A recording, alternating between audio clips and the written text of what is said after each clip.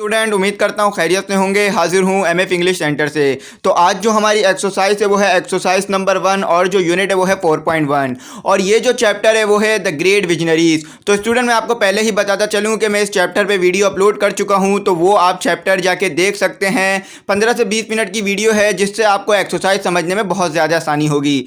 और student exercise शुरू करने से पहले मैं आपको कहूँगा कि मेरे चैनल को सब्सक्राइब कर दीजिएगा और वीडियो को भी लाइक कर दीजिएगा और बेल आइकॉन भी ज़रूर प्रेस कर दीजिएगा। और अगर आप हमसे कांटेक्ट करना चाहें हमारे कोचिंग से मुताल्लिक या किसी और मुताल्लिक, तो आप हमसे कांटेक्ट कर सकते हैं। व्हाट्सएप नंबर जो है स्क्रीन पर आ रहा होगा। तो चलिए शुरू कर देते हैं अपनी एक्सरसाइज को और देख लेते हैं कि इंस्ट्रक्शन में हमें क्या कहा जा रहा है। Exercise number 1, complete the table given in task 2 of the pre reading section. What did you learn after reading the text. देखिए स्टूडेंट, इसमें कहा जा रहा है कि आपको जो है प्री रीडिंग सेक्शन है उसमें जो है टास्क दिया हुआ है, यानी जो आपको सेकंड टास्क दिया हुआ है वो आपने कंप्लीट करना है। वो एक टेबल की सूरत में है, तो आपने उस टेबल को पूरा करना है। और आपने उस टेबल को कुछ इस तरह से पूरा करना है कि जो आपने चैप्टर पढ़ा है, यानी जो पूरा ये जो ईमेल्स पढ़े हैं और ये जो पूरे बच्चों का वर्क था, ये जो आपने पढ़ा है उसको जो है वहाँ पर रिप्रेजेंट करना और बताना है कि आपने जो है इस चैप्टर से क्या समझा, या आपने इस जो टेक्स्ट है जो आपको ये जो तमाम बातें बताई गई इससे आपको क्या बात समझ में आई। कायदे आज़म कैसे थे, उनकी क्या पर्सनैलिटी थी, आप उनके बारे में क्या जान सके, और अल्लामा इकबाल के बारे में आपने क्या जाना, उनकी पर्सनैलिटी के उनकी अचीवमेंट के बारे में आपने क्या जाना। तो चलें देख लेते हैं कि टेबल हमें किस तरह से दिया हुआ, उसके बाद उसे सॉल्व कर लेते हैं। तो स्टूडेंट अगर आप अपनी बुक में देखें तो 77 पेज नंबर पे जो है आपको टेबल मिल जाएगा, जो कि एक्सरसाइज का हिस्सा है, जो कि आपको सॉल्व करने के लिए कहा गया है। तो स्टूडेंट ये वाला जो है वो टेबल है, तो पढ़ लेते हैं कि इसमें हमें क्या इंस्ट्रक्शन दी हुई है और इस टेबल को किस तरह सॉल्व करना है। देखें स्टूडेंट, इसमें हमें इंस्ट्रक्शन दी हुई है कि fill the first 2 columns of the following table about कायदे Azam and Allama Iqbal after you have filled the 2 columns share with your partner. देखें स्टूडेंट, इसमें कहा जा रहा है कि आपको ये 2 कॉलम्स दिए हुए हैं और इसके अंदर आपको इंस्ट्रक्शन लिखी हुई है। तो आपने जो है ये 2 कॉलम्स आपने फिल करने हैं और कायदे आज़म के बारे में बताना है और अल्लामा इकबाल के बारे में बताना है। तो कॉलम के ऊपर आपको अलग से इंस्ट्रक्शन दी हुई है, तो इंस्ट्रक्शन के मुताबिक हम कॉलम को सॉल्व करेंगे। देखिए तीसरे कॉलम में आपने ये बताना है कि आपने इस चैप्टर में क्या सीखा। तो चलें पहले 2 कॉलम को देख लेते हैं कि उसमें हमें क्या बताना है।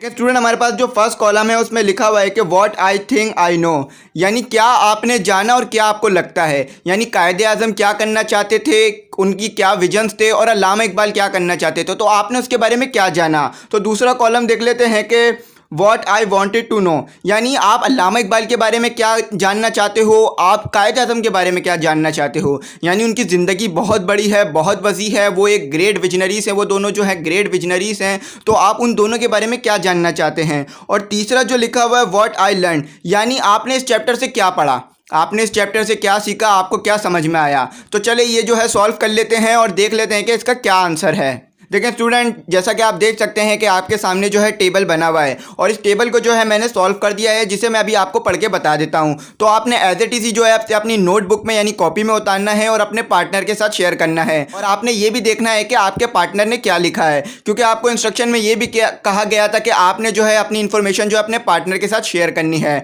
तो चले पढ़ लेते हैं। देखें स्टूडेंट, जैसा कि आपको पता है कि पहली जो इंस्ट्रक्शन हमें टेबल में दी हुई है कि what I think I know, तो इसका जो जवाब है वो ये है कि कायदे आज़म wanted to make Pakistan best country of the world. देखें स्टूडेंट, कायदे आज़म जो है वो पाकिस्तान को जो है दुनिया की बेहतरीन कंट्री बनाना चाहते थे। तो हमने जो ये चैप्टर पढ़ा है इससे हमें यही कुछ समझ में आया कि कायदे आज़म पाकिस्तान को जो है बेस्ट कंट्री बनाना चाहते थे दुनिया की, और एक ऐसी मिसाली मुल्क बनाने और एक ऐसा एग्जाम्पलरी स्टेट बनाना चाहते थे जिससे दुनिया सीखे, यानी दुनिया जो है इसके उसूलों को अपनाए और दुनिया जो है इसके उसूलों पर चले। क्योंकि पाकिस्तान जब बेहतरीन तरीके से कायदे आज़म के उसूलों पर अमल करता तो यकीनन जो है ये एक बेहतरीन रियासत बन जाता और दुनिया जो है इसके उसूलों को अपनाती। जैसे कि आप यूएसए के उसूलों को अपनाते हैं, आप बड़े बड़े स्टेट के जो उसूल होते हैं, जो जिस तरह से वो काम कर रहे होते हैं वो अपनाते हैं। तो इसी तरह अगर पाकिस्तान दुनिया की बेहतरीन कंट्री बन जाता तो आप भी जो है पाकिस्तान, तो लोग भी जो है पाकिस्तान के जो उसूल हैं उसे अपनाते। तो अब अल्लामा इकबाल का देख लेते हैं कि अल्लामा इकबाल क्या चाहते थे और हमें क्या लगता है। देखिए स्टूडेंट, इसमें लिखा हुआ है कि Allama Iqbal wanted to make Pakistan an Islamic state, यानी हमने जो ये चैप्टर पढ़ा है उससे हमें यही लगा है कि अल्लामा इकबाल जो है पाकिस्तान को एक इस्लामिक स्टेट बनाना चाहते थे। अगर आपने आखिरी ईमेल पढ़ा हो तो उसमें क्लियरली लिखा था अल्लामा इकबाल ने कि मुश्किल के वक्तों में जो है इस्लाम मुसलमानों को बचाता है, ना कि मुसलमान जो है इस्लाम को बचाते हैं। और अल्लामा इकबाल जो है इस्लाम से प्यार करने वाले थे और लोगों को इस्लाम की तरफ लाने वाले, इस्लाम की तबलीग करने वाले और इस्लाम की दावत देने वाले थे। तो अल्लामा इकबाल जो है एक ऐसा मुल्क चाहते थे कि जहाँ पर जो इस्लाम पर अमल करे, और कायदे आज़म भी यही चाहते थे कि ऐसी रियासत बने जिसके जो उसूल हो वो इस्लाम पर मबनी हो। तो स्टूडेंट, उम्मीद करता हूँ कि आपको ये समझ में आया होगा कि हमें क्या लगता है और हमने इससे क्या जाना। देख लेते हैं कि जो टेबल में हमारे को दूसरी इंस्ट्रक्शन दी हुई है उसमें हमें क्या बताना है। देखें स्टूडेंट, दूसरी इंस्ट्रक्शन में हमें कहा जा रहा है कि what I wanted to know, यानी आप अल्लामा इकबाल और कायदे आज़म के बारे में क्या जानना चाहते हो। यानी कोई ऐसी बात रह गई है जो आप चैप्टर से नहीं जान पाए हो, क्योंकि चैप्टर जो है वो इतना वसी नहीं है कि उससे आप अल्लामा इकबाल और कायदे आज़म के बारे में सब कुछ जान सको। क्योंकि आप जैसा कि जानते हैं कि अल्लामा इकबाल और कायदे आज़म, उनकी ज़िंदगी एक बेहतरीन ज़िंदगी और एक मिसाली ज़िंदगी है, जिसके बारे में हम बहुत कुछ जानकर, बहुत कुछ समझकर जो अपनी ज़िंदगी को जो है बेहतर बना सकते हैं उनकी ज़िंदगियों से सीख कर। तो स्टूडेंट, अब आप ये बताना है कि आप क्या जानना चाहते हो उनके बारे में, या आप जो नहीं जान पाए हो। तो मैंने 2 पॉइंट लिख दिए हैं कि कायदे आज़म के बारे में हम क्या जानना चाहते हैं। पहला पॉइंट जो मैंने लिखा है वो ये लिखा है कि I want to know about कायदे आज़म फैमिली। देखें स्टूडेंट, इस चैप्टर में जो है हमें कायदे आज़म की फैमिली के बारे में नहीं बताया गया था, और कायदे आज़म की फैमिली किस तरह की है, क्या है, ये नहीं बताया गया था। तो मैंने लिखा है कि हम जो है यहाँ पर कायदे आज़म की फैमिली के बारे में जानना चाहते हैं। यानी अब हम आगे बढ़कर जो है कायदे आज़म की फैमिली के बारे में भी थोड़ा सा रिसर्च करना चाहते हैं कि उनकी फैमिली कहाँ से थी, और वो कहाँ से ताल्लुक़ रखते थे और कहाँ पैदा हुए थे। तो चलो अब अल्लामा इकबाल के बारे में देख लेते हैं कि हम क्या जानना चाहते हैं जो हमें चैप्टर में नहीं दिया हुआ हो। I want to know Iqbal poetry. देखिए स्टूडेंट, इसमें मैंने लिखा है कि हम इकबाल की जो है पोइट्री के बारे में जानना चाहते हैं, क्योंकि आप जैसा कि जानते हैं अल्लामा इकबाल जो है शायर मशरिक है, इस चैप्टर में आपको बताया गया है, लेकिन उनका कोई भी जो शेर है वो रिप्रेजेंट नहीं किया गया है, वो कोई भी जो शेर है वो आपको नहीं दिया गया है। तो आप जो है अल्लामा इकबाल की पोइट्री के बारे में जानना चाहते हैं, इस चीज़ के बारे में आपने यहाँ लिखा है। तो स्टूडेंट, उम्मीद करता हूँ कि आपको समझ में आया होगा और आप ये चार्ट जो है बिल्कुल बना लेंगे। तो अब दूसरा देख लेते हैं कि हमने इस चैप्टर से क्या पढ़ा और हमने इस चैप्टर से क्या सीखा। तो चलिए देख लेते हैं। देखिए स्टूडेंट, इसमें लिखा हुआ है कि पहला जो पॉइंट कायदे आज़म के बारे में लिखा हुआ है कि हमने इसमें कायदे आज़म के बारे में क्या जाना। इन early day Quaid e Azam the best ambassador of Hindu Muslim unity. देखें स्टूडेंट, हमने इस चैप्टर से ये बात जानी कि कायदे आज़म जो है शुरुआती दिनों में जो है हिंदू मुस्लिम यूनिटी के जो थे एक एम्बेसडर थे, यानी एक सफ़ीर थे। वो चाहते थे कि हिंदू और मुसलमानों में जो है वो फसाद जो हो रहा है ये ख़त्म हो जाए और हिंदुस्तान जो है एक अमन पसंद रियासत और एक तरक्की याफ्ता रियासत बन जाए। तो स्टूडेंट, हिंदू जो थे वो ये नहीं चाहते थे कि मुसलमानों को भी इक्वल राइट मिले उनके बराबर। वो चाहते थे कि मुसलमान जो है किसी तरह से उनके गुलाम बन के रहें। तो कायदे आज़म ये बात समझ गए थे, इसलिए कायदे आज़म ने कांग्रेस को छोड़ा और जो है मुस्लिम लीग में गए और वहाँ से जो है पाकिस्तान की जद्दोजहद का आगाज़ किया और पाकिस्तान जैसी एक अजीम नेमत को हासिल किया।